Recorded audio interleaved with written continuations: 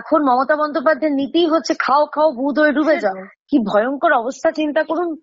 মানে জনসমক্ষে গলায় লোহার রড ঢুকিয়ে খুন করে দিচ্ছে, বলছে যে গোপনাঙ্গে রড ঢুকিয়ে দেবে। এই rod culture, threat culture, rape culture, ধমকি কালচার, হুমকি কালচার, এটা তো তৃণমূলের আমদানি।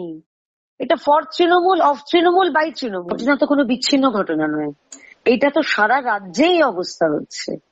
এই রাজ্যে এখন 28 টাকার দৌলতে এখন মদ এখন সহজলভ্য, যে কারণে রাস্তাঘাটে যেখানে সেখানে এরকম মদের আসর অবাধ। এখন মমতা বন্দ্যোপাধ্যায়ের নীতি হচ্ছে খাও খাও বুধ হয়ে ডুবে যাও, আর আমরা সর্ষে ফুল দেখছি চোখে। তো এটাতে তো অবাক হওয়ার তো কিছু নেই, এটা বিচ্ছিন্ন কোনো ঘটনা নয়। এই কলকাতা শহরে আমরা দেখলাম কিছুদিন আগেই, কলকাতা শহরের একজন কাউন্সিলর, তাকে একদম ভর সন্ধ্যেবেলায় সুপারি কিলার দিয়ে তাকে খুন করার চেষ্টা।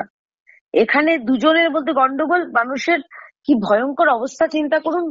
মানে জনসমক্ষে গলায় লোহার রড ঢুকিয়ে খুন করে দিচ্ছে।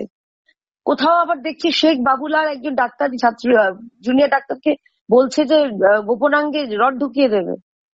তো এই rod culture, threat culture, rape culture, ধমকি কালচার, হুমকি কালচার, এটা তো তৃণমূলের আমদানি।